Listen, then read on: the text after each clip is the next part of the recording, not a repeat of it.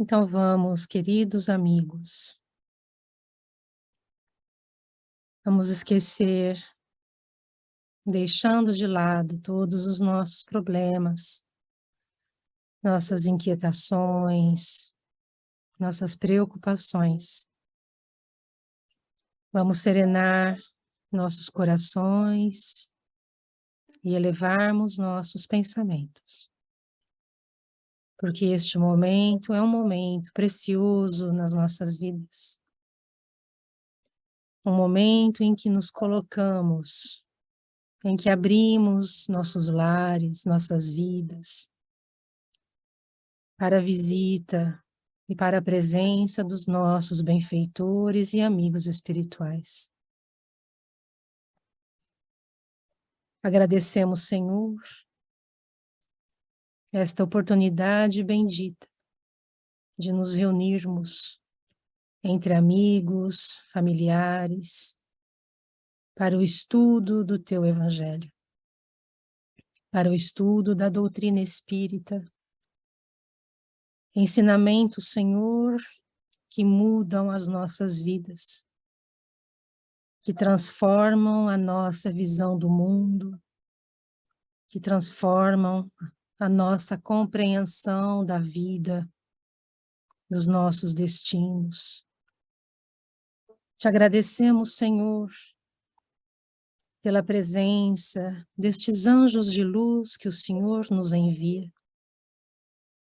Amigos tão queridos, familiares que nos acompanham, que nos auxiliam, que nos abraçam com carinho nestes momentos e que aproveitam da nossa conexão com o alto para nos trazer a mensagem, para nos ajudar a compreender que somos filhos de Deus e que aqui estamos neste mundo para trabalhar sobre nós mesmos e transformarmos a nossa vida, para cultivarmos no nosso coração a bondade, a paz, a esperança, a fé. Te agradecemos, Senhor, porque o Senhor derrama sobre nós infinitas bênçãos. Ensina-nos, Mestre, a sermos gratos por tudo que temos recebido.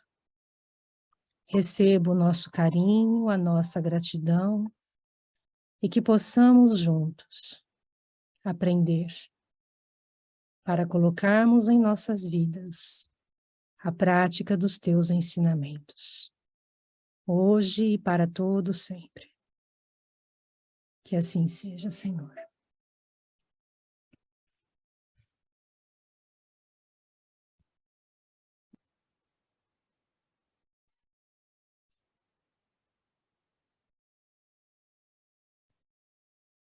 Então vamos lá.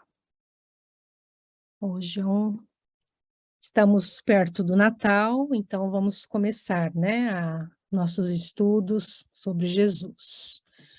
Então eu pediria aqui será que a Paula pode fazer a primeira leitura aqui para a gente, por favor? Posso sim, Gi. Então vamos lá. Luz do mundo. Questão 625. Qual o exemplar mais perfeito que Deus ofereceu ao homem para servir de guia e modelo? Vede Jesus. Jesus é, para o homem, o modelo da perfeição moral a que pode aspirar a humanidade na Terra. Deus o oferece a nós como o mais perfeito modelo, e a doutrina que ele ensinou é a mais pura expressão de sua lei, pois Jesus estava animado pelo Espírito Divino e foi o ser mais puro que surgiu na terra. Se alguns dos que pretenderam instruir o homem na lei de Deus desviaram-no por falsos princípios, foi porque se deixaram dominar por sentimentos demasiado terrenos e porque confundiram as leis que regem as condições da vida da alma com as que regem a vida do corpo. Muitos tomaram como leis divinas simples leis humanas, criadas para servir às paixões e dominar os homens. O Livro dos Espíritos.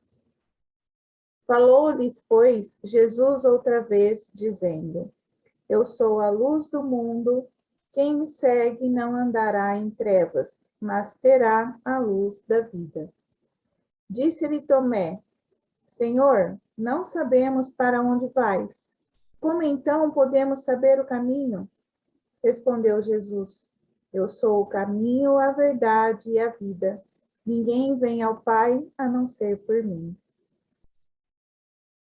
Explicação do texto que você lerá. Temos aqui um sujeito, paciente, que está sendo assediado por um diabo aprendiz chamado Vermebile. Este se vale dos conselhos de seu tio, Fitafuso, um diabo mais experiente. Tudo parece estar indo bem na intenção de desviar o sujeito para longe do Cristo, mas ele começa a viver uma fase religiosa na qual se converte ao cristianismo. Esta é uma das cartas do diabo experiente a seu sobrinho. Aquele que o diabo chama de inimigo é Jesus. O paciente está passando por um período de crise espiritual ou de aridez espiritual e o diabo aprendiz pergunta ao tio como pode se valer desta ocasião. Leia com atenção. Obrigada, Paula. Nada. Então vamos lá, a carta do tio, né? Querido Vermebile, então você nutre grandes esperanças de que a fase religiosa do paciente esteja gradualmente chegando ao fim. Pois sim? Eu sempre achei que a faculdade de treinamento chegou ao fundo do poço quando puseram o velho catarruspe para chefiá-la, e agora tenho certeza. Será que ninguém nunca lhe falou sobre a lei da ondulação? Os humanos são anfíbios, metade animais, metade espíritos. A teimosia do inimigo em produzir tal híbrido repugnante foi uma das razões pela qual nosso pai decidiu cessar de dar a ele seu apoio. Como espíritos, pertencem à eternidade, mas como animais habitam a temporalidade. Isso significa que, enquanto seus espíritos podem ser direcionados para um objetivo eterno, seus corpos, suas paixões e sua imaginação estão em constante mudança, pois estar ligado à temporalidade significa passar por mudanças. Aquilo em que mais se aproximam da constância, portanto, é a ondulação. A recorrente volta a um nível do qual caem repetidamente uma série de altos e baixos. Se você tivesse observado seu paciente com cuidado, teria percebido essa ondulação em todos os setores de sua vida. O interesse pelo trabalho, a afeição pelos amigos, os apetites físicos, tudo sobe e desce. Enquanto ele viver na Terra, períodos de riqueza e vitalidade física serão alternados com períodos de pobreza e enfraquecimento. A aridez e o embotamento que o seu paciente tem de suportar no presente não são, como você tolamente supõe, obra sua. São apenas um fenômeno natural que de nada nos servirá se não soubermos como manipulá-lo. Para decidir o que fazer a respeito desse dado, você deverá se perguntar como o inimigo planeja utilizá-lo, e então fazer exatamente o oposto. Talvez você fique surpreso em saber que ele, quando tenta obter o controle definitivo de uma alma, conta mais com os baixos do que com os altos. Alguns de seus filhos prediletos suportaram tribulações mais duradouras e intensas do que qualquer pessoa. A razão é simples. Para nós, os humanos, não são nada além de alimento. Nosso objetivo é absorver a disposição deles para fortalecer a nossa, aumentar a nossa reserva de egoísmo à custa deles. Mas a obediência que o inimigo exige dos homens é algo bem diferente.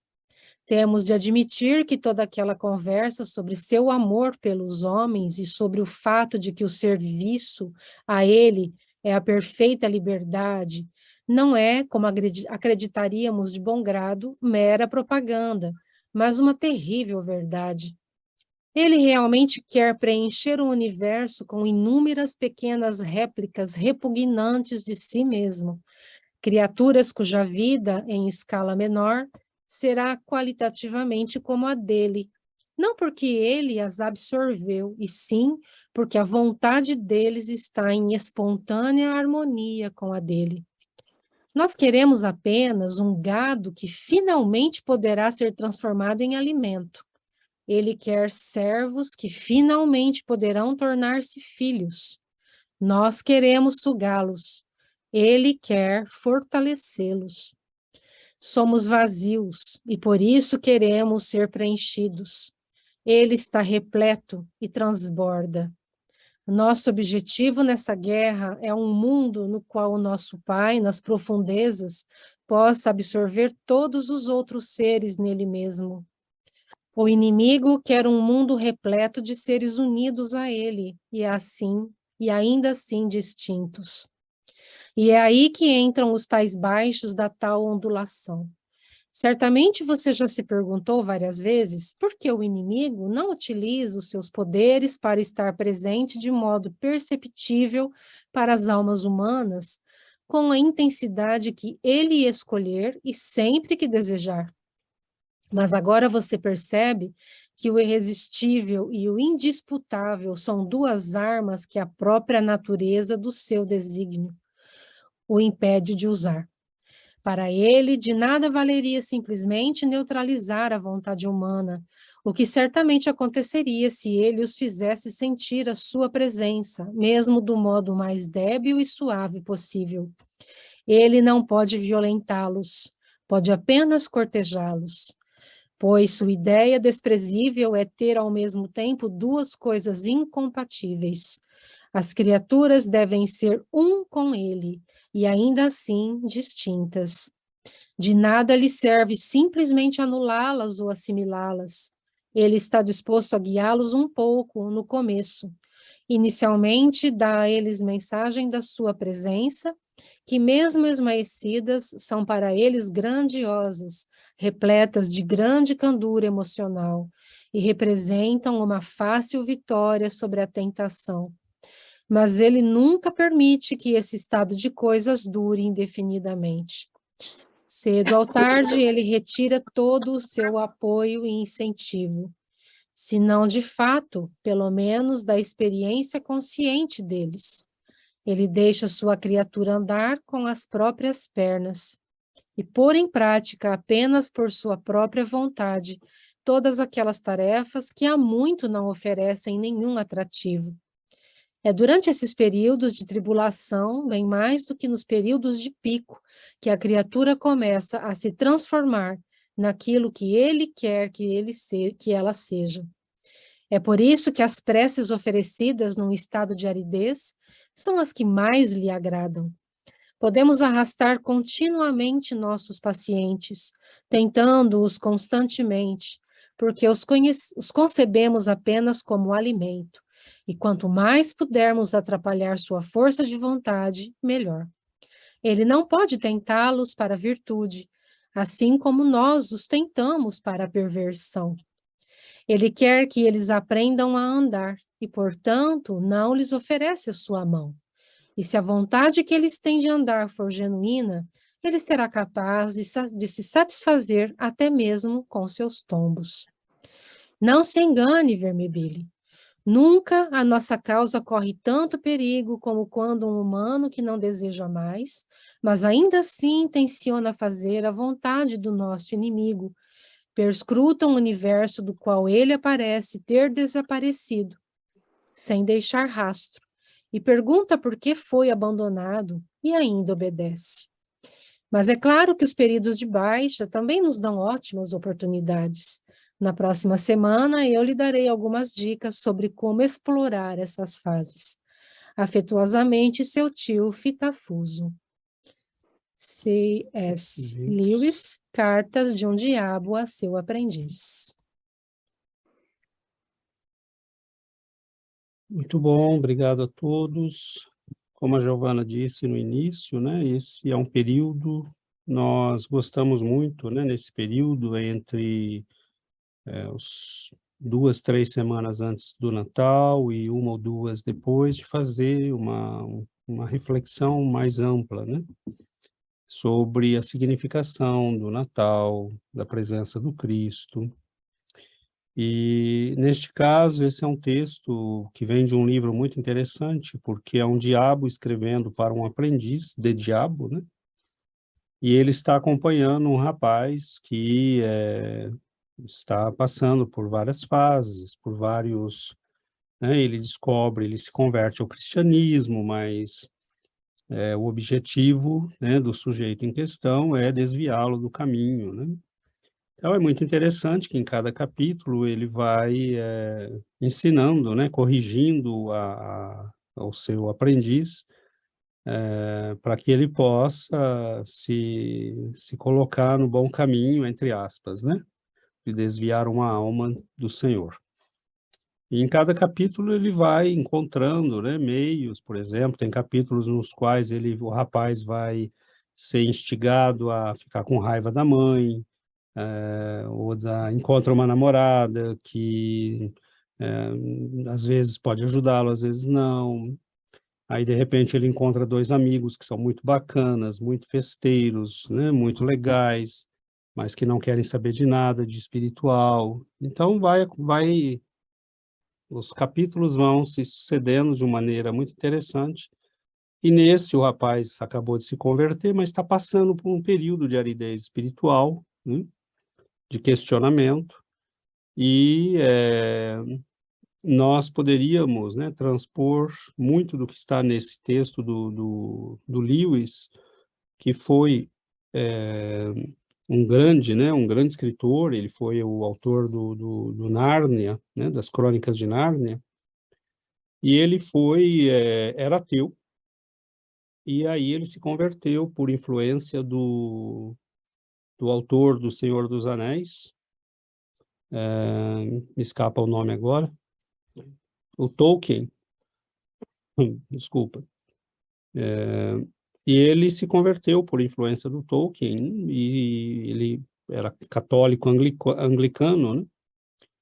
E ele num certo momento, ele passa a escrever essas crônicas, entre outras, no período da guerra, né? Era um período de muita obscuridade, de muita dor, muito sofrimento, e as crônicas dele se transformaram numa luz para muita gente, né? Então, é muito interessante, porque nós vamos ver aí um reflexo de várias coisas que acontecem conosco, né?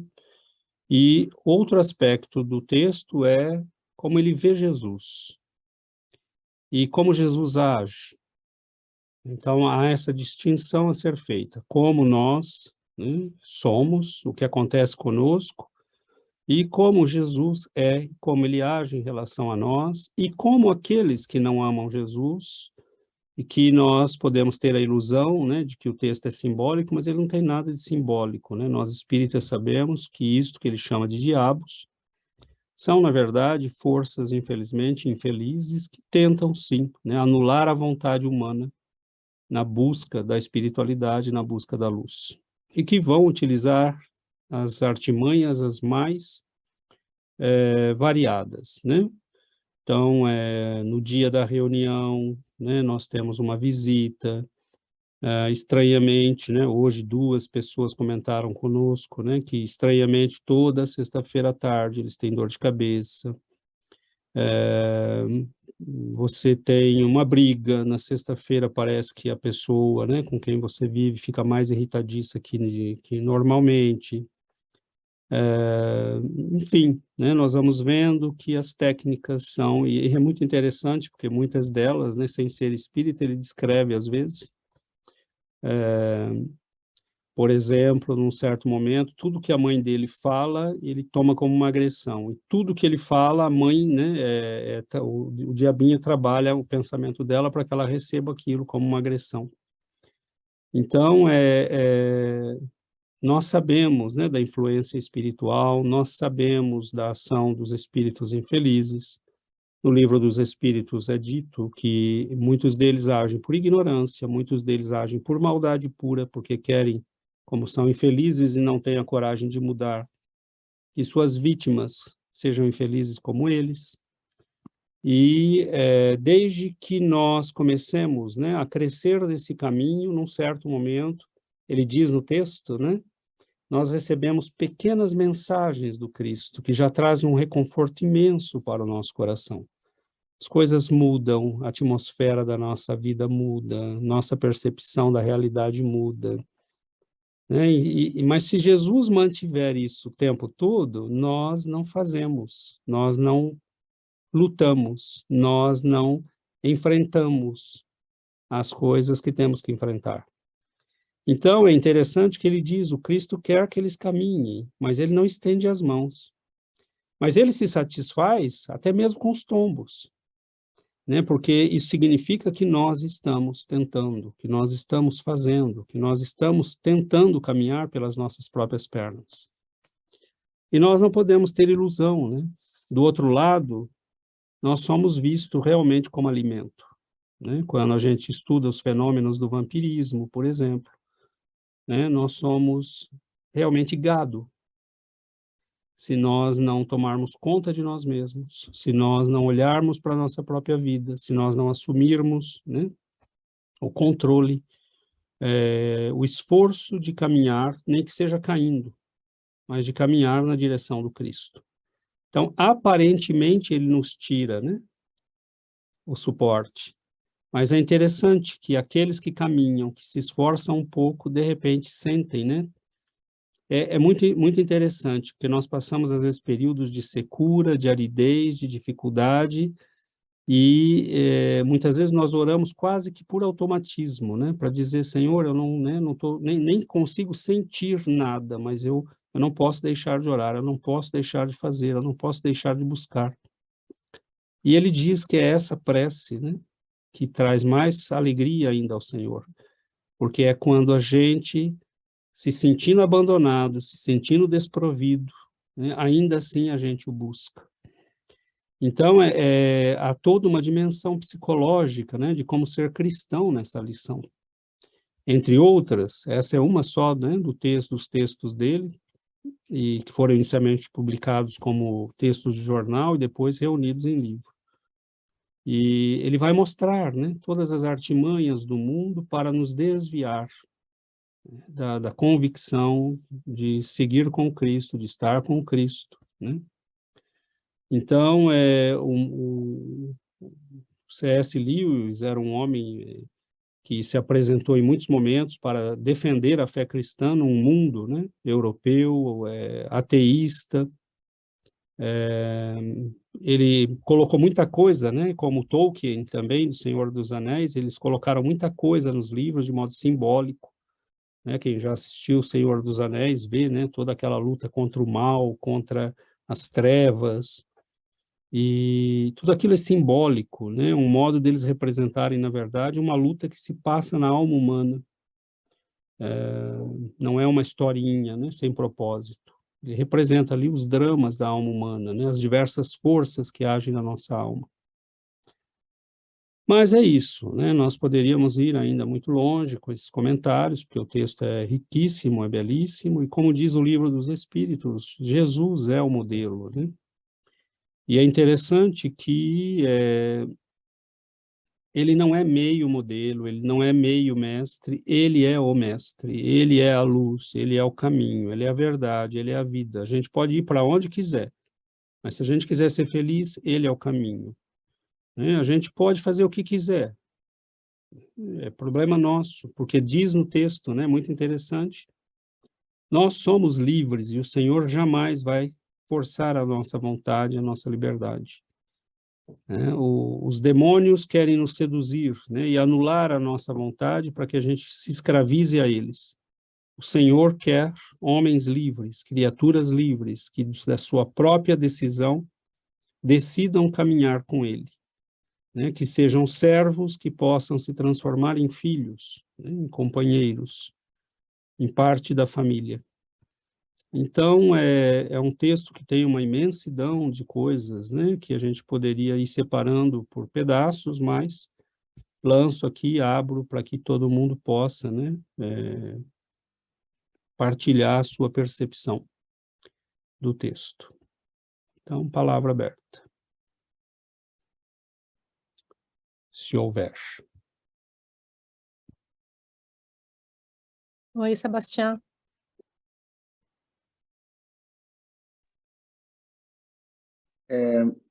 A mí me llamó la atención, no sé, ese no es un texto espírita, sí, mas es como una historia, ¿es ficticio o tema algo de cómo ese hombre escribió esa historia? Porque a mí los espíritus, eles ya me falaron así como, e eu havia encontrado assim como genuíno o que ele me falou assim como, vocês sois só alimentos para nós, mas você não entende isso. E ele me falou isso ao princípio, quando nós começamos, não? E isso me havia tocado muito a mim, porque ele parecia sincero quando me falou isso, assim como falando a um menino que não entende nada ainda, não?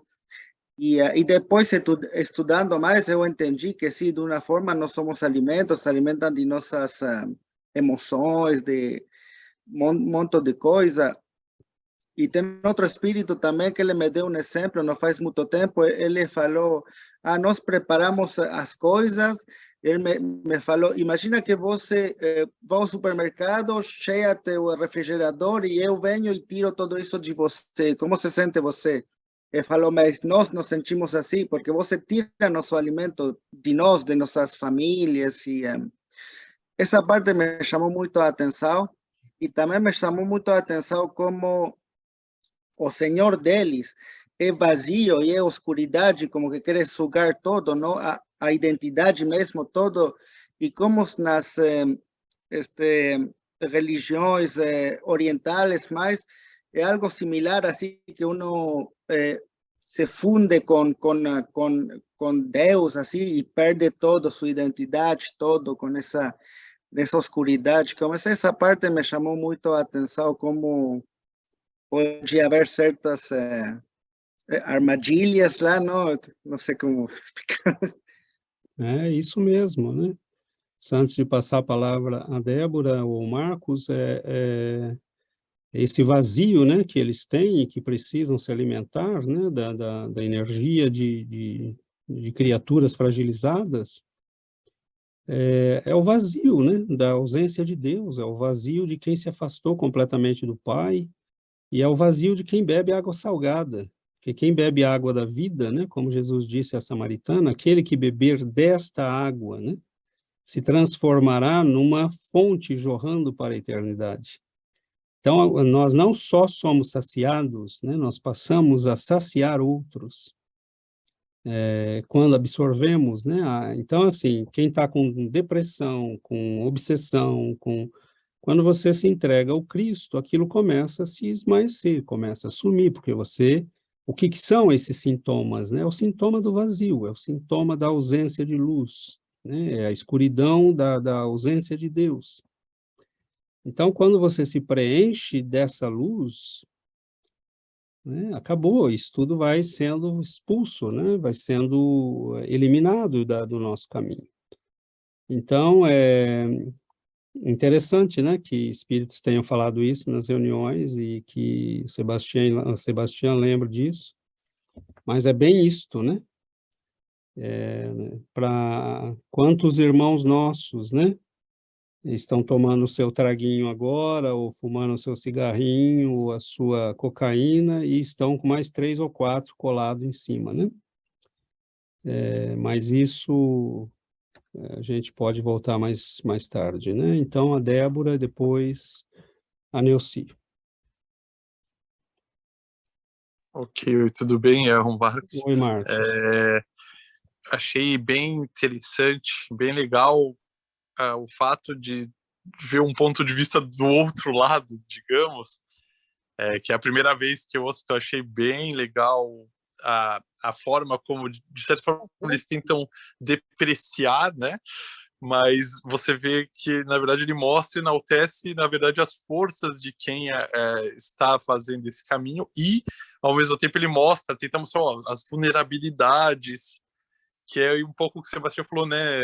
Eles são ardilosos, tentam se aproveitar, assim, mas assim, de certa forma, esse contraponto mostrando do lado de lá, tentando diminuir as virtudes da pessoa que crê e segue os passos, na verdade, para mim, assim, é legal que mostra, fortalece até, você olha lá e fala, uau, olha só o que eles tentam fazer para tentar desviar a pessoa, e a história que você falou que Jesus está lá, ele olha, ele quer que as pessoas caiam, mas ele é assim que ele se fortalece, porque a pessoa que tem fé no momento mais difícil, no momento mais árido, assim, então eu achei legal isso, bem interessante essa história e o uso desse texto, né, assim, é um bom contraponto para mostrar, para mim, assim, eu achei bem legal. Bom, obrigado, Marcos. Sim, a hora que eu li, falei, esse texto vale a pena ser lido e discutido, né?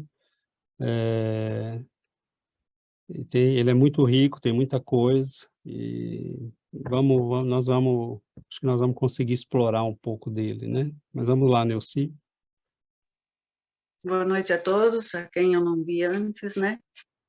É um texto muito, muito bom, César, gostei muito, desde que li ontem, assim, eu falei, nossa, que texto, né?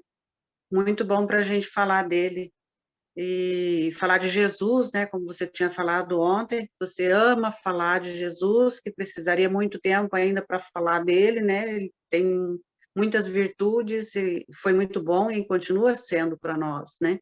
Isso incomoda a espiritualidade negativa, esses obsessores, esse espírito do mal ali, como diz no texto, né?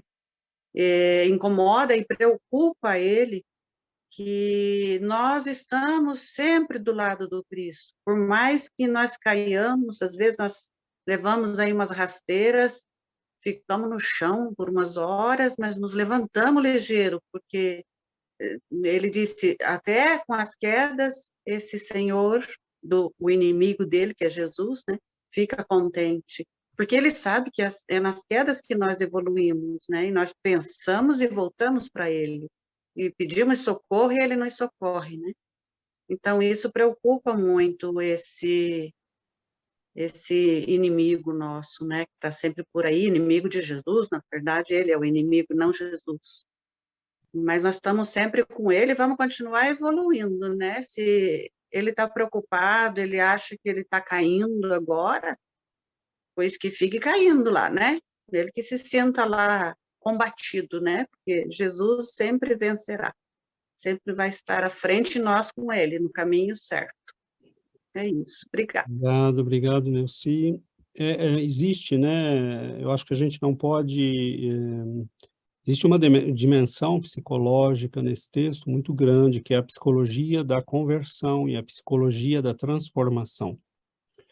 E nós temos que ter uma compreensão um pouco mais larga, né, disso tudo. Então, olha o que está acontecendo. Que lá caiu a conexão, acho. Tá voltando. Uhum. Então, estão me ouvindo? Então, eu estou. Então, nós temos, por exemplo, né, é só olhar o que acontece com a gente quando a gente descobre a doutrina. É todo um mundo novo, né? É todo um horizonte que se abre, é toda uma consolação para o nosso coração, uma fortaleza, né, é uma segurança que vem para a nossa alma, né, nos mostrando o caminho, a estrada a seguir. Mas uma coisa é você saber que existe um caminho, outra é percorrê-lo. Então, a gente, quando começa a percorrer esse caminho e tentar andar com as próprias pernas, não ser mais um problema para nosso mestre, né, mas sermos alguém que é um auxílio. Quando nós tentamos dar os primeiros passos na direção dessa liberdade que nós vimos É como se você estivesse preso numa prisão com grades e você com correntes, e de repente alguém abrisse uma janela e falasse, olha, existem pessoas livres, existe luz lá fora, você está aqui nessa coisa, né, cheia de escuridão, mas lá fora existe luz, você não quer tentar? Então, tem um texto de Emmanuel muito interessante, não vou lembrar agora o nome, mas está num dos 4 livrinhos dele, né, da coleção Fonte Viva, e ele fala, né, que ele comenta um texto de Paulo de Tarso, no qual Paulo fala, primeiro o broto, né, primeiro a semente, depois o broto, depois, né, a árvore, depois a espiga, né, cheia de frutos, cheia de grãos na árvore, né? Ele provavelmente falando de um milharal, né? O símbolo lembra um milharal. E Emmanuel comenta, né, que muitas vezes nós somos ainda a semente, nós somos o brotinho, e o mundo começa porque nós incomodamos, né? Nós incomodamos não porque somos melhores, porque nós estamos fazendo o esforço de melhorar. E aí as pessoas começam a apontar o dedo. Nós passamos a ser analisados.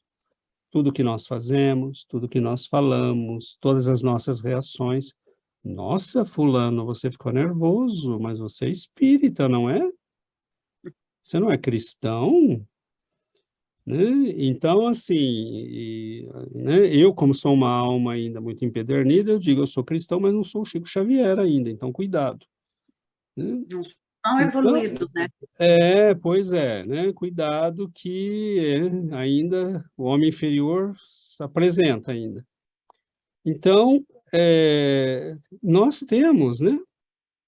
Aí Emmanuel fala, ele fala, primeiro é a semente, depois o broto, depois a árvore crescendo. Tudo isso são fases da evolução espiritual, até que um dia a gente possa ser, né, um milharal cheio de grãos, oferecendo, né, alimento e participando abundantemente da obra, né, do trabalho. Mas se nós não aceitarmos sermos broto, nós não chegaremos nunca, né, à condição de produção, de produzir frutos. E aí ele fala, né, que muitos de nós, intimidados por isto, né, por estas lutas, nos vemos face à intimidação e muitos de nós, muitas vezes, recuamos. E ele usa um termo muito forte, né? Ele diz, nós voltamos para a lama, onde não somos mais distinguíveis, onde nós somos iguais a todo mundo. Então, eu achei assim, até forte, né, a forma como ele fala, mas ele diz, nós voltamos para a sombra, onde nós ficamos iguais a todo mundo. Então, lógico que é difícil ser diferente, né, assumir um mestre como Jesus num mundo que odeia Jesus. E não nos iludamos, né, não tenhamos ilusão. Nós estamos vivendo num mundo do politicamente correto, mas, concretamente, esse mundo odeia Jesus, né? Nós vemos a mídia, nós vemos os políticos, nós vemos as decisões da ONU, né, os organismos internacionais criando políticas de aborto, de destruição da família, né, de desorientação da sexualidade humana. É um fenômeno que está universalizado. A guerra contra Jesus continua mais firme que nunca. Né? Então, é óbvio que não é fácil. Só que é aquilo, né? Se você caminhar e continuar, se você está sendo honesto, sincero, naqueles pequenos dias e pequenos minutos que o Senhor se aproxima, aí você diz, não, vale a pena. Eu tenho que continuar. Porque a sensação de equilíbrio, de lucidez, de felicidade, de paz interior, é algo que não tem como explicar. Você tem que viver a experiência. né? O mundo pode estar pegando fogo, você está em paz, você está sereno, você sabe onde está indo, você sabe quem é teu mestre. E muitas vezes nós caminhamos muitos quilômetros sem sentir a presença dele. E eu, nesses dias, eu me falo, mas por que que eu quero sentir a presença dele? Eu não tenho esse direito. Eu caminhei para longe dele tanto tempo. Por que que agora ele tem que correr a cada vez que eu, né, levo um esfregão da vida? Agora, eu sei que ele está presente. Eu sei que ele está de olho em mim e em cada um de nós. E eu sei que nós não estamos sozinhos. Mas, espera aí, né? Você tem que provar. Você seguir com Cristo não é, não é que ele não faz questão nenhuma, ele não vem atrás de quem tem que ser arrastado. Você tem que andar até ele. Então, é um ato de disciplina, é um ato de conquista da nossa vontade. E cada dia que nós dominamos a nossa própria vontade, cada dia que nós dominamos a nossa própria capacidade de caminhar, mais fortes nós vamos ficando e menos nós vamos precisando. Só que mais nós vamos nos entregando a ele. Então é interessante o cristão, porque quanto mais forte ele fica, mais fraco ele fica diante do Senhor, mais ele se rende ao Senhor. Porque ele entrega a sua vida ao Cristo. E ele diz, Senhor, não dou um passo se o Senhor não me mostrar o caminho. Então, há uma psicologia de tornar-se forte, mas cada vez mais humilde. Então, quando você olha para alguém como Chico, você via alguém que se nós tivéssemos que passar um dia as dores que o Chico passava, nós ficaríamos moidinhos, né? Completamente destruídos. E ele era, então, alguém muito forte, mas era completamente submisso ao Senhor. Só que é aquilo que ele fala no texto, né? Jesus não quer se apropriar da nossa alma, nós não somos alimento para ele, ele nos alimenta, ele nos preenche, ele ilumina nosso caminho, ele nos dá água, ele nos dá o pão. Agora, nós temos, né, que enfrentar o combate de viver num mundo que não ama Jesus, e que, portanto, não ama aqueles que o seguem. Não, nem sempre por maldade, né? Às vezes por ignorância. E é uma ignorância que existe, né? Mesmo em países pretensamente desenvolvidos, que, na verdade, espiritualmente estão muito atrasados, né? Então, nós vemos, como aqui no Canadá, como na Finlândia, como na Suíça, na Suécia, na França, né? Nós vemos um mundo que quer, né, viver sem Deus, viver sem o Cristo. Agora, como é que você explica, né? Como é que você explica a luz? Quem já foi cego e de repente começa a ver, pode explicar o que é a luz, ou pelo menos o que ela faz. Para que ela serve? Quem já passou fome e sede e encontra água e pão que te saciam a alma, você pode, né, dizer, eu tinha fome e agora não tenho mais. Não é que os nossos problemas se resolvem. É simplesmente que o nosso coração se preenche. Então, nós saímos daquela lógica do eternamente insatisfeito, eternamente infeliz, eternamente questionando.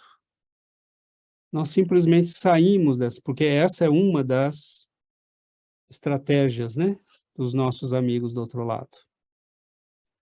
Então, eles inventam, né? Eles inventam o materialismo, E aí nós perdemos décadas discutindo e escrevendo livros sobre. Eles inventam o niilismo, nada existe. Né? Mas e você que está me dizendo que nada existe? Existe? Se nada existe, por que eu tenho que acreditar em você?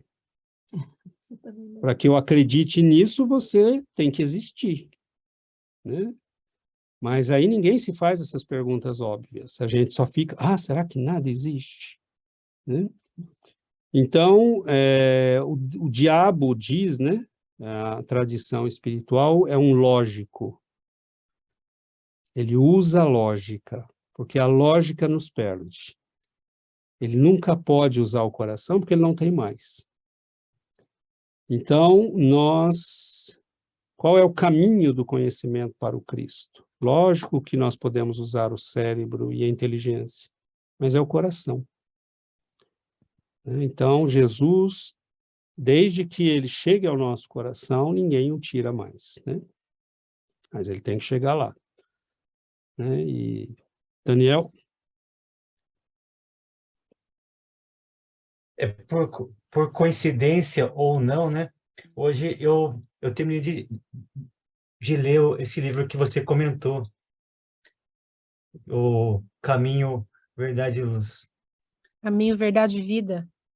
Verdade é vida. E vida. E o último texto chama-se Façamos Nossa Luz. E acho que tem tudo a ver com o que a gente está conversando aqui, e tem algumas partes que eu até fui lá pegar, porque eu precisava, nossa, realmente tem a ver. Ele fala aqui algumas coisas assim. Eu vou ler para vocês aqui, se eu for tentar explicar, eu não vou chegar nem aos pés do que ele fala aqui. É indispensável organizar o santuário interior e iluminá-lo a fim de que as trevas não nos dominem. É possível marchar valendo-nos de luzes alheias. Todavia, sem claridade que nos seja própria, padeceremos constante ameaça de queda. Os proprietários das lâmpadas acesas podem afastar-se de nós, convocados pelos montes de elevação que ainda não merecemos. Essa parte, quando eu li esse trechinho, eu parei. Porque eu pensei, nossa, realmente, né? Cada um está encontra-se num estágio de evolução. A gente usa, por exemplo, vocês, César, Giovanni, que estudam bastante, então a gente está aqui ouvindo que vocês, o conhecimento que vocês já tiveram, que vocês estudam, mas vai chegar uma hora que vocês vão seguir o caminho de vocês, né? Digo, espiritualmente falando, né?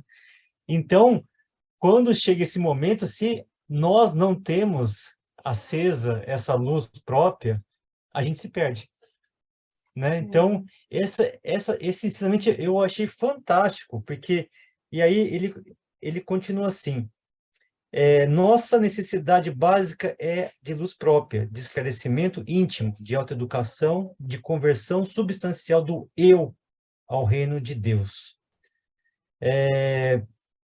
Aí ele fala, podes falar maravilhosamente acerca da vida, argumentar com brilhos sobre a fé, ensinar os valores da crença, comer o pão da consolação, exaltar a paz, recolher as flores do bem, aproveitar os frutos da generosidade alheia, conquistar a coroa efêmera do louvor fácil, amontoar títulos diversos que te estornem a personalidade em trânsito pelos vales do mundo. Olha só.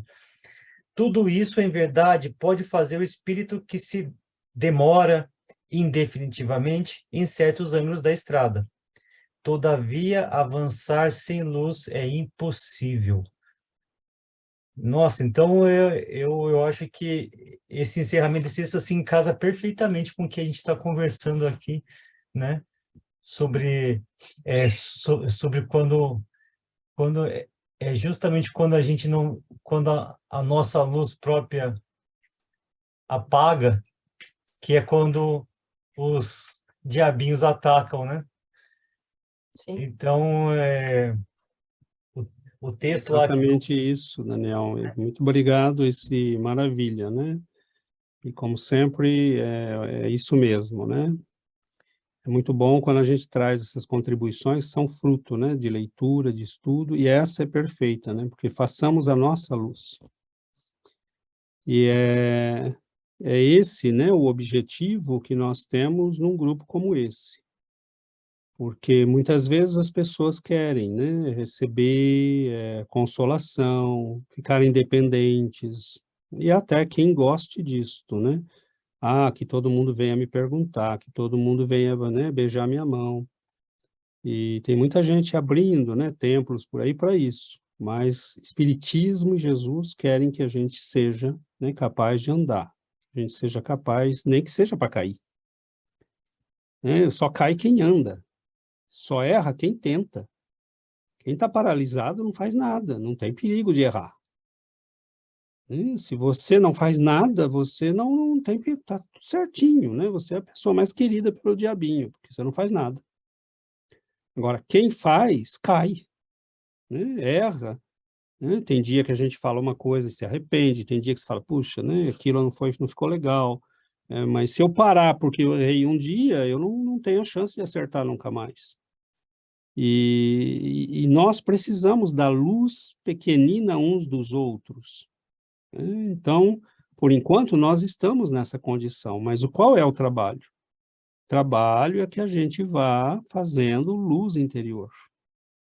E luz interior vem desse não recuar, né? Porque você começa a queimar a si mesmo. Não existe luz, não se produz luz do nada. Para nós, agora, a luz vem de queimar, né, a sujeira que está dentro de nós. Então, não existe problema nenhum em nós termos petróleo na alma ainda, né? Basta usá-lo como lâmpada. Então, eu vou queimar a mim mesmo, né? Ah, você é um criminoso, sou arrependido, né? E vou queimar, né, com o meu arrependimento, né, os meus erros. Ah, você é imperfeito, sou. Jesus não está exigindo ninguém perfeito. Né? Imperfeito eu vou continuar trabalhando. Então, tem uma outra lição, Emmanuel é demais, né? O Daniel traz esses 4 livrinhos são livros que a gente deveria deixar na cabeceira, né? E ir lendo toda noite ou toda manhã uma pequena lição, porque são simplesmente... Emmanuel é um espírito que viveu esses últimos 2000 anos dedicados ao Evangelho. Então, cada frase dele tem o poder de 2000 anos de reflexão. Né? E sabe-se, né, pelas informações que nós temos de algumas pessoas, que Emmanuel foi São Remígio. E São Remígio foi o santo fundador da França. E, infelizmente, né, chegaram até nós apenas algumas cartas dele. Mas sabe-se que ele deixou vários volumes de textos escritos, de comentários dos evangelhos e das cartas de Paulo. Então, desde quando esse espírito vem refletindo, meditando no evangelho? Né? Então, assim, ele transforma lá um comentário, né? Por exemplo, a gente lê, né, primeiro o grão, depois o germe, depois o broto, e depois... Né, e a gente lê e parece só uma imagem, né? Ele tira dali uma lição profunda, né, da psicologia, do desenvolvimento espiritual. Então, são almas que já estão há muito tempo no caminho, né? Agora, nós precisamos ainda, né, da luz da doutrina espírita. Nós estamos trabalhando para fazer a nossa luz, mas nós precisamos da luz dos nossos benfeitores, nós precisamos da luz do estudo. Por isso que, né, o evangelho no lar, o estudo, são formas de nós deixarmos a luz acesa. E como nós não temos luz, é muito fácil que a gente, né, possa ser enganado e desviado do caminho. Então, qual é a forma de manter a luz acesa? É essa. Cada reunião dessa é uma forma, né, da gente ir colocando óleo, né, na luz, na lâmpada da vontade, na lâmpada, né, da perseverança, para que não se apague para nós a luz. Cada prece, cada dia de oração, cada estudo, cada evangelho no lar, cada livro lido, tudo isso é óleo, é combustível que nós vamos colocando na alma para que a luz permaneça acesa. Ela não é nossa ainda. Mas se eu não sou e não tenho luz, eu posso ser a lâmpada. Então, a luz é o Cristo, mas por enquanto é o Cristo. Um dia seremos nós. Mas desde que eu tenha o Cristo, eu não tenho mais que ter medo, né? Ele nunca se esconde, ele disse, né? Está no texto aí que nós lemos, né? Eu sou a luz do mundo, aquele que anda comigo jamais andará em trevas. Ele sabia, né, que nós não temos luz ainda. Mas aquele que anda comigo jamais andará em trevas. Então,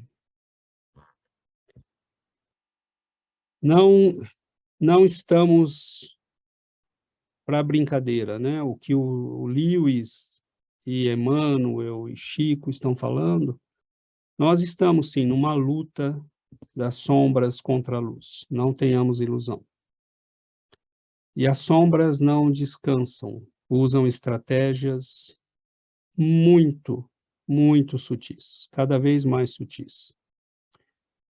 Nós percebemos que eles não nos colocam mais em fogueiras. Você vai ser banido do Facebook.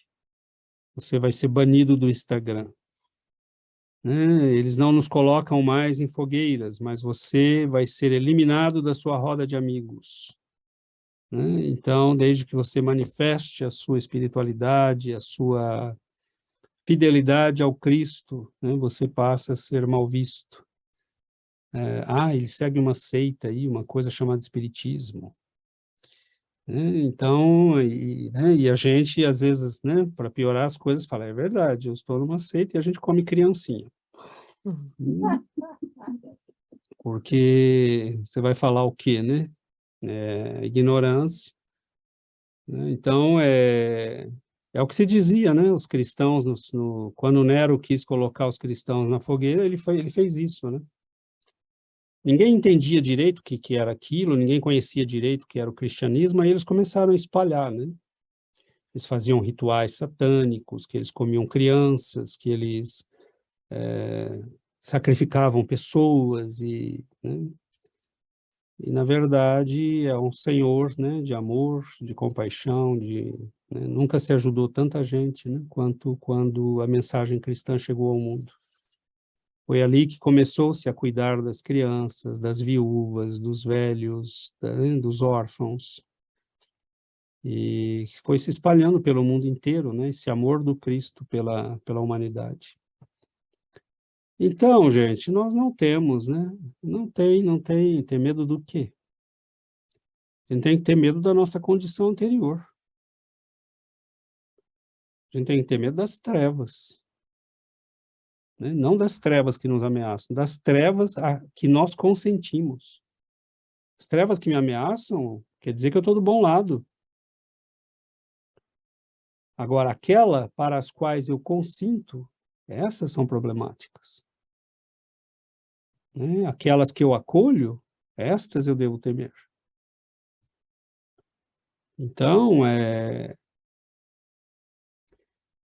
isso, né? Uma psicologia toda aí, é muito bonito esse texto do Lewis, né? E ele vem como você vai ver outras denominações cristãs, né, sendo abençoadas também com a inspiração do alto, né? Vocês vejam como todo mundo recebe, né? O que esse homem escreveu ajudou quantos milhões de pessoas? E eles nunca ouviram falar de espiritismo. Mas eles todos receberam, né? Pela escritura desse homem, né? Pelos textos dele, todos receberam. Todos aqueles que estavam, e mundialmente receberam, né? Porque como ele se tornou famoso mundialmente com o texto do Nárnia, tudo que ele escreveu depois foi espalhado. Né? Se ele tivesse começado por esses livros aí cristãos, não teria passado. Né? Mas como ele escreveu um livro como Nárnia e se tornou um best-seller mundial, aí tudo que ele escreveu depois passou a ser interessante, né? Então, Eu achei, posso só lógico. dar uma contribuição, é que eu achei muito lindo esse trecho do texto, quando ele fala, né, o diabo fala, nós somos vazios e por isso queremos ser preenchidos. Ele está repleto e transborda. O nosso objetivo nessa guerra é um mundo no qual o nosso Pai, nas profundezas, possa absorver todos os outros seres nele mesmo.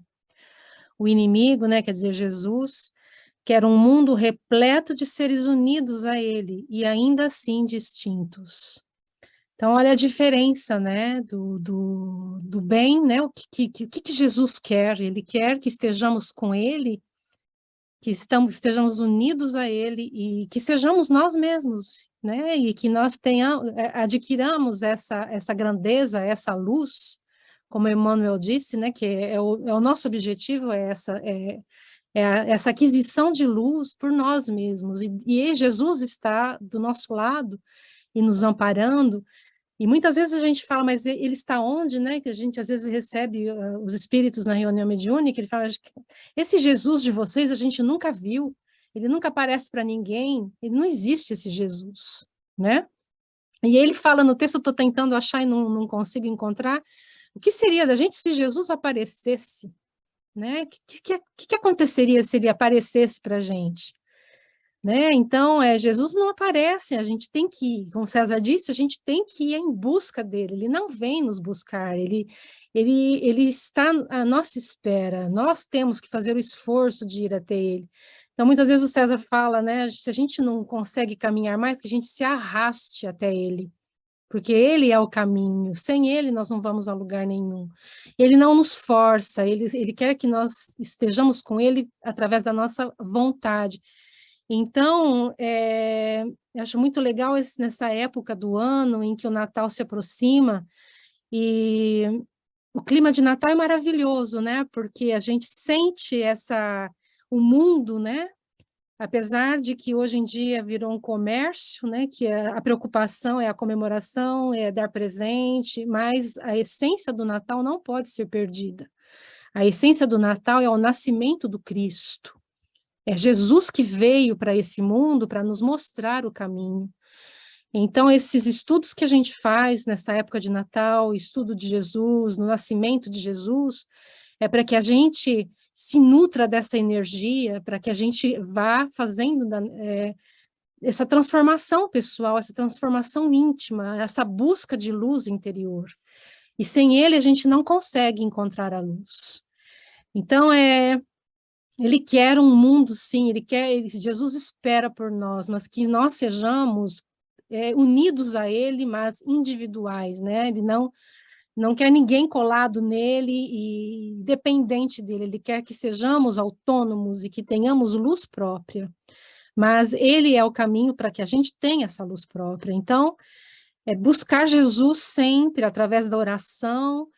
E quando às vezes a gente comentou nessa semana, teve um momento no nosso estudo de quarta-feira que eu senti uma gratidão tão grande, é uma gratidão que assim vem um sentimento assim que toma conta da gente, não sei se vocês já sentiram, isso não é sempre que a gente sente, mas às vezes a gente sente uma gratidão tão grande no coração e uma alegria de fazer parte dessa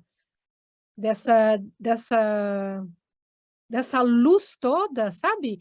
E de estudar, e de conhecer, e de estar com um grupo unido no estudo, e vem uma gratidão, assim, eu acho que é um envolvimento que a gente sente nesses momentos, que a gente tem realmente o amparo divino, e que eles estão conosco, Jesus manda amparo, Jesus manda luz, manda auxílio, para que nós sigamos o caminho que ele nos mostrou. Então, que o Natal, essas semanas, né, essa semana que antecede o Natal, que nós entremos nesse clima, né, nesse clima de luz, de amor, de bondade, de esperança, de fé, porque estar com ele é sentir tudo isso, é sentir essa gratidão, é essa alegria que invade o coração. E quando a gente conhece essa alegria e essa gratidão, a gente não vive mais sem. Não tem mais como viver sem. Então, isso é o mais importante na nossa vida e passa a ser o objetivo da nossa vida. Muito bom. É isso, meus irmãos. Se a gente não tiver mais nenhum comentário, a gente caminha para o final. Então, reflitamos, né? Guardemos tudo isso e sejamos gratos, porque provavelmente o maior presente que nós temos, né, da doutrina espírita é a possibilidade de reencontrar Jesus. Por isso que não tem sentido nenhum, né, não tem lógica nenhuma que alguém nos fale de espiritismo sem Jesus. É simplesmente, né, impossível, não existe. E a pergunta do Livro dos Espíritos mostra isso com muita clareza, né? E Allan Kardec levou isso muito a sério. O mundo é cheio de caminhos, mas só ele é o caminho. Então, que a gente faça o que quiser da própria vida, isso é direito nosso, né? Se ele nos quisesse prisioneiros, ele não os teria feito livres, com vontade. Mas não existe luz em outro lugar. E é muito interessante, né? Porque quanto tempo teremos que caminhar até entender que todas as nossas experiências são experiências, mas que no final de todas elas nós acabamos com aquela sensação de vazio. Né? Sempre, sempre. É só quando a gente chega a Jesus que não existe mais essa sensação de vazio. Então você pergunta, né, para o Chico Xavier, por que que você não quis o dinheiro dos teus livros? Porque eu quero Jesus, eu não quero o dinheiro dos meus livros. Eu não quero perder Jesus, né? Porque eu posso pegar o dinheiro, mas na hora que eu pegar o dinheiro, eu perco ele. Né? Por que que você não quer o poder que te ofereceram? Porque muitos ofereceram poder para ele. Porque ele queria Jesus, ele não queria mais nada, eu não quero mais nada. Vocês não têm, ninguém pode me oferecer nada que, né, não existe nesse mundo nada que possa compensar aquilo que eu recebo dele. Então, é uma experiência profundamente pessoal essa. E a nossa relação com Cristo tem que passar por esse encontro pessoal. E muitas vezes para nós esse encontro não é um encontro nas condições mais bonitas, porque é quando é o encontro daquele que estava perdido e foi encontrado, daquele que estava cego e passou a ver, né, daquele que estava caminhando nas trevas e o Senhor, né, estendeu um fio de luz e o resgatou. Então, muitos de nós somos essas almas, né, e aí nós nos perguntamos, cadê Jesus? Bom, quem que te tirou das trevas? Quem mandou te buscar? Quem ilumina a tua vida? Então não tem, nós não temos, ele está tão presente que assim, é como o sol, alguém nota o sol? Né? A gente nunca nota, né? Nunca presta atenção. É como a árvore que a gente vê todo dia pelo caminho, né? Ela está lá, está presente, mas a gente nem nota, porque ela tá sempre lá, né? Então a gente nunca nota a luz, né? Mas ele está, né? A gente nota quando no dia está perde, nublado, quando está cinza, aí a gente percebe. Percebe. A gente percebe quando está nas trevas, né? Aí você percebe que precisa de luz. Mas isso é bom quando a gente percebe. Tem gente que não percebe. Caminha por anos na escuridão, sofrendo, né? E aí vai num médico, e vai em outro, e vai, né? Então, é só quando a gente abrir o coração e a luz entrar que a gente pode, né, entender. Então, assim, não brinquemos, né, com essa questão do Cristo. Nós estamos para ele, assim, como um mosquitinho está para um elefante. Né? A distância é imensa, a grandeza dele é imensa, mas ele veio até nós. Né? E ele veio nos buscar, ele veio, né? Ele viveu neste mundo, ele caminhou conosco e ele continua aqui até hoje. Então, aproveitemos esse período de Natal, né, onde a gente tem a oportunidade de fazer essa reflexão, como a Giovana falou, e que seja uma reflexão que nos leve a continuar nesse caminho e não recuar mais, né? Um comentário final, lá no texto, nos provérbios da Bíblia, né? E depois São Pedro comentando esse texto na sua segunda carta, ele diz: antes não conhecesseis a verdade, porque conhecê-la e recuar é triste. E ele usa uma expressão bem forte, né? Conhecê-la e recuar. Mas ele fala como...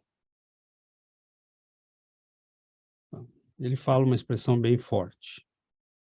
Mas, César, também tem aquela frase que se você conhece a verdade, você me escuta. Né? Aquele que vive, escuta e sabe que é a verdade. Sem dúvida, né? Então, que a gente, conhecendo a verdade, não se contente mais com a mentira, que a gente, conhecendo a luz, não volte para as trevas. Porque nós temos uma luta a travar, e esta luta o Cristo não pode travar por nós. Ele pode nos auxiliar, ele pode nos dar sustento, ele pode nos amparar, mas ele tem que ver o combate, né? Que a gente seja como Simão Pedro, quando ele disse, né? Para onde irei, Senhor? Só tu tens palavras de vida eterna. Exatamente. Para onde irei, Senhor? Só tu tens palavras de vida eterna. Para quem iremos? Para quem iremos? E é esta a pergunta, né? Mas é isso, nós temos aí, né, uma reflexão a fazer, que a gente aproveite, que Jesus possa realmente integrar nossa vida, nosso coração, nossa alma, e não tem, né, desde que a gente consiga viver, trazê-lo para perto e viver perto dele, não tem mais nada que nos amedronte neste mundo. Então vamos fazer a nossa prece, né, e agradecermos a bênção.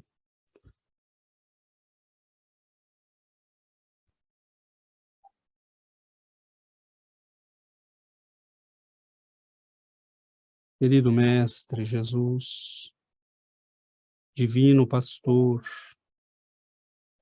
luz abençoada, que um dia iluminou os caminhos das criaturas deste mundo. Só então percebemos, Senhor, que vivíamos na escuridão. Até que vieste a nós, nós não sabíamos o que era luz. Até que vieste a nós, Senhor, nós tínhamos sede, tínhamos fome. E quando te conhecemos, nossos corações descobriram a vida. Nossos corações que batiam, mas estavam mortos, descobriram a vida. Então, Senhor, nós ajoelhamos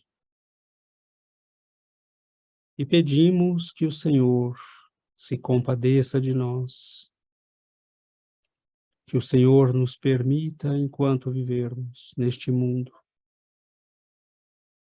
nos aproximarmos de Ti, Senhor, pelo estudo, pela prece, pela leitura, que nós possamos, Senhor, buscar-Te a cada dia, transformando nossas vidas numa busca da Tua luz. Estende as mãos sobre nós, Senhor, sobre todos os nossos irmãos, que partilham conosco da espiritualidade, a bênção de pronunciar o teu nome. Pedimos, Mestre, por todos os nossos irmãos. Pedimos pelas dores de encarnados e desencarnados. Pedimos pelos nossos lares, para que a luz do teu amor se acenda nos corações. Como voltar, Senhor, para a escuridão, depois de ter visto a luz? Como ignorar, Senhor, a liberdade, sabendo, Mestre, que ela é possível, e depois de tê-la visto naqueles que te seguem? Como aceitar, Senhor, as correntes que ainda nos aprisionam, sem lutar para nos libertarmos? Então, Mestre, nós te reverenciamos, o Senhor que é a fonte da luz, da abundância, do amor, da compaixão. Nós te agradecemos e pedimos que nos abençoe. Que a luz que ora contemplamos permaneça conosco. Que ela possa, Senhor, ser guardada nos nossos corações. E que nós possamos mantê-la acesa no esforço constante de nos melhorarmos. Muito obrigado, Senhor, pela bênção de estarmos na vossa presença. Nós que ainda não possuímos de nós mesmos para oferecer-te. Oferecemos, Senhor, a nós mesmos em gratidão. E pedimos que por ora o Senhor nos ensine a fazer luz, acendendo em nós mesmos, Mestre, a fogueira que queime as nossas vaidades, o nosso orgulho, as nossas misérias, pois esta luz nós já podemos acender em nós mesmos. Fique conosco, Senhor, hoje e para todo sempre. Que assim seja, Mestre.